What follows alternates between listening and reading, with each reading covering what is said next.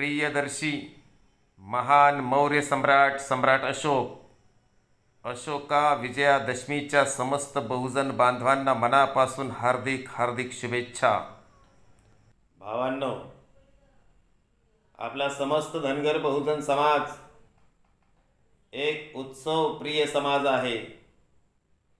आपले स्वतःचे उत्सव आहेत, आपल्या स्वतःच्या समृद्ध अशा परंपरा आहेत। या सण उत्सवांची आपण कधीतरी चिकित्सा केली पाहिजे, त्यांच्या कारण परंपरांच्या मुळाशी गेलं पाहिजे।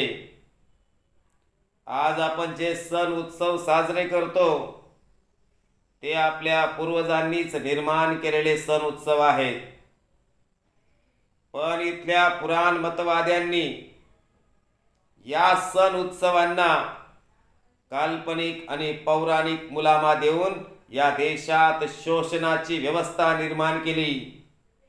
हे आपण समजून घेतलं पाहिजे।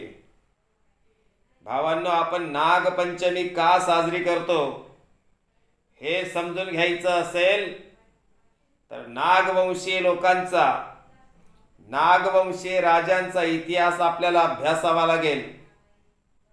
अगदी त्याच पद्धतीने विजयादशमी आपण का साजरी करतो हे समजून घ्यायचं असेल तर आपल्याला मौर्यांचा इतिहास अभ्यासावा लागेल।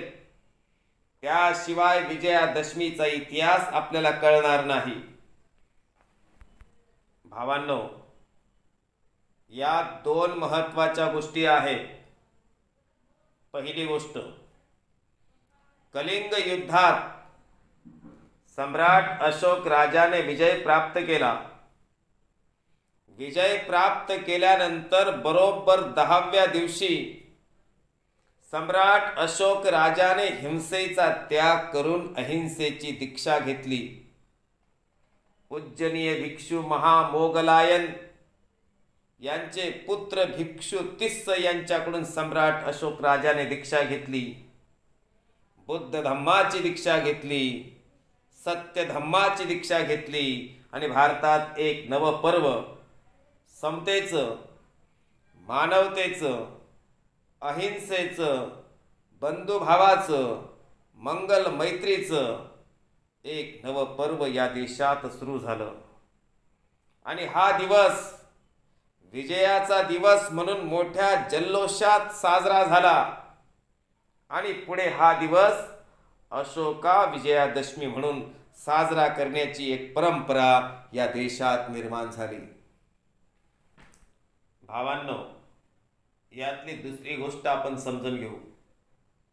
कलिंग युद्धात विजय प्राप्त केल्यानंतर धनगर पुत्र सम्राट अशोक राजाने भारतात समता प्रस्थापित करण्यासाठी, भारतात कल्याणकारी राज्याची निर्मिती करण्यासाठी, बहुजन हिताय बहुजन सुखाय अशी व्यवस्था निर्माण करण्यासाठी, सत्य धम्माचा प्रचार आणि प्रसार करण्यासाठी 10 नियम तयार केले आणि या नियमांची अंमलबजावणी आश्विन शुद्ध दशमी या दिवसापासून सुरू केली। भावांनो, सम्राट अशोकाने हाच दिवस का निवडला तर याच दिवशी आमच्या बळीराजाने वामनाचा म्हणजेच ब्राह्मणाचा पराभव करून ब्राह्मणशाहीला हादरा दिला होता। भावांनो, मौर्य सम्राटांचा हा काळ खऱ्या अर्थाने या देशातला सुवर्ण काळ होता। सम्राट चंद्रगुप्त मौर्य ते सम्राट बृहद्रथ असे एकूण 10 मौर्य सम्राट या देशात होऊन गेले। यात विशेष बाब ही आहे की सम्राट अशोक आणि त्यानंतरच्या सर्व मौर्य सम्राटांनी बुद्धाचा विचार स्वीकारला आणि या देशात समतेचे कल्याणकारी राज्य निर्माण करण्याचा प्रयत्न केला आणि याच काळात भारत सोन्याची चिडिया झाला। पण पुढे ब्राह्मण पुत्र पुष्यमित्र शृंग नावाच्या मौर्यांच्याच सेनापतीने कट कारस्थान रचून शेवटचा मौर्य सम्राट 10वा मौर्य सम्राट बृहद्रथ याची त्याने हत्या घडवून आणली आणि मौर्य साम्राज्याचा नायनाट करून पुष्यमित्र शृंग राजा झाला आणि साकेत येथे तो राज्य करू लागला.